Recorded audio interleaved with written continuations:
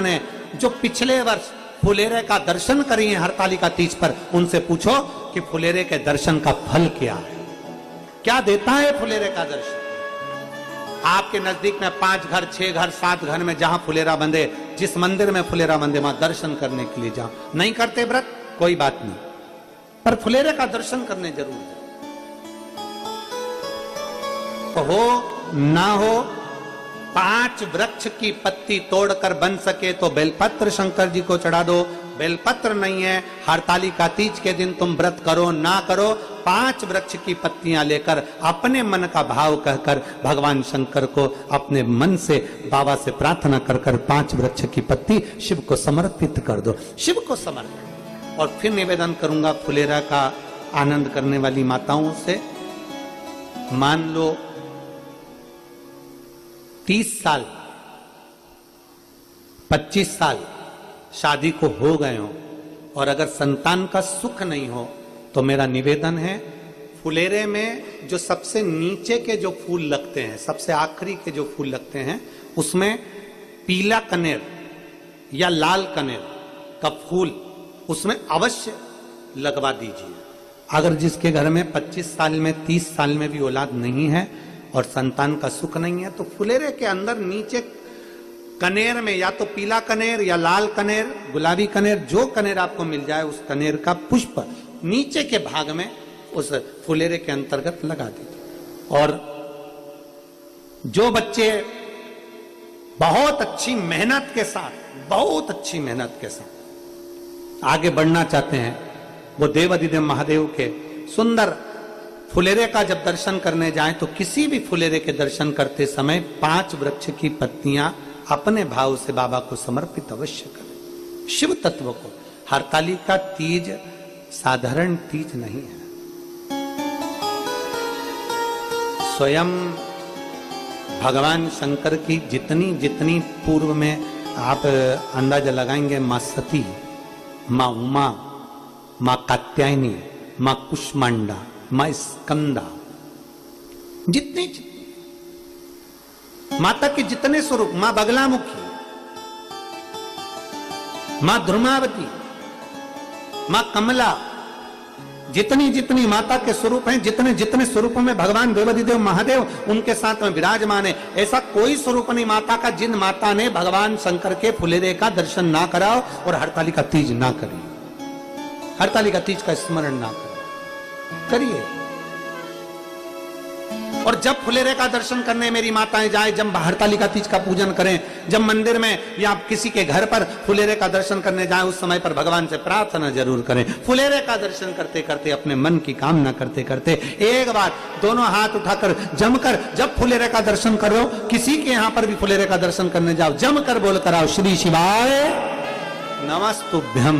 भगवान शंकर का नाम स्मरण कर कर आओ, उच्चारण कर कर आओ। भजन हो रहे हो तो भजन का आनंद करिए, श्री शिवाय नमस्तुभ्यम, भगवान शंकर के मूल स्मरण करिए। शिव महापुराण कथा को कि व्रत बहुत बड़ा है, बहुत बड़ा व्रत है,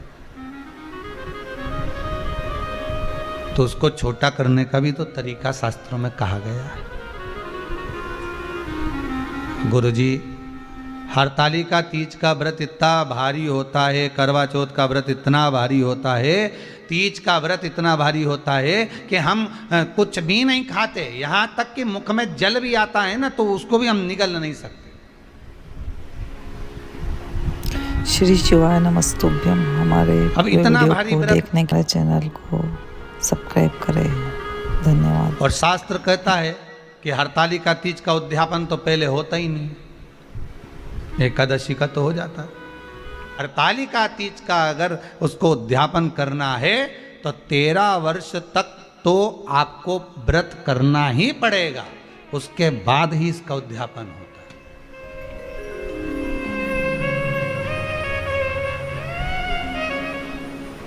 13 वर्ष अगर आपके हो गए व्रत करते करते हरतालिका तीज का, हरतालिका तीज जानते हो ना,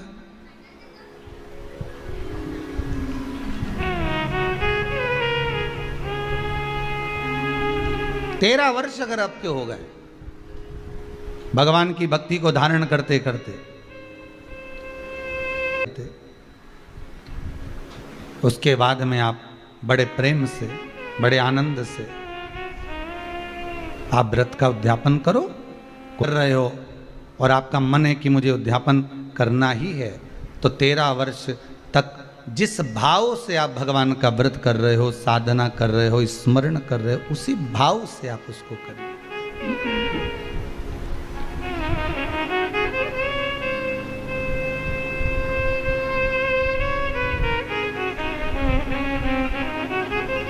गणेश चतुर्थी के एक दिन पहले आ जाती है, सहज भाषा में समझ लो तीज को, हस्त नक्षत्र तृतीया। उसमें सबसे ज़्यादा जरूरी है हरतालिका तीज का पूजन अगर आप कर रहे हो, और हरतालिका तीज का अगर आप स्मरण कर रहे हो, तो उसमें सबसे ज़्यादा अगर कोई जरूरी है तो शंकर भगवान जहाँ विराजमान होते हैं उनके ऊपर उनकी 5 कन्याओं का होना जरूरी है। मतलब ऊपर फुलेरा बंधना जरूरी। फुलेरा का मतलब जानते हो, एक जैसे शंकर भगवान नीचे विराजमान है और ऊपर जो जलाधारी बनती है ना, तो जलाधारी की जगह पर शंकर भगवान की हरतालिका तीज के दिन जब नारियां पूजन करती हैं, माताएं पूजन करती हैं, कन्याएं पूजन करती हैं, तो उस पर जलाधारी की जगह फुलेरा बनता है। मतलब फूल की मालाएं उसमें लटका दी जाती है। अब कितनी माला लटकाना चाहिए? प्रयास करना चाहिए कम से कम 5 माला उसमें होना जरूरी है, और 5 से ज़्यादा भी लटकाओगे चलेगा, पर 5 से कम नहीं होना चाहिए फुलेरा।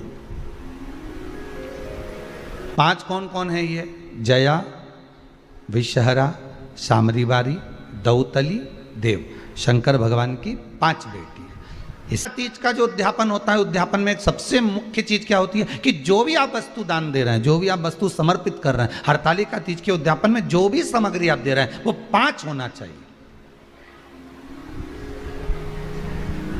तो शंकर के मंदिर में अपनी तरफ से एक डलिया लेकर या बांस की छबड़ी लेकर उसमें मालाएं लटकाकर शंकर के ऊपर जैसे वो जलाधारी लगी रहती है वैसे फूल की फुलेरा लगाना चाहिए। अपनी तरफ से एक फुलेरा अपने घर में तैयार कर लो, माला ही तो लटकाना, एक फूल झूमर जैसा गोल या चौकोर कोई रिंग, उसके अंदर मालाएं लटकी। प्लास्टिक के फूल का नहीं, ताजे फूल का घर में मिल जाए फूलों या बाजार से माला लेकर उसका निर्माण करते। कहते हैं सोमवार की अष्टमी के दिन 7 पत्ती 7 जल के पात्र चढ़ाने से जो फल मिलता है वो फल केवल हरतालिका तीज के फुलेरे का दर्शन कर हमें प्राप्त हो जाता है, और हमारा आधा कष्ट उस फुलेरे के दर्शन से समाप्त हो जाता है।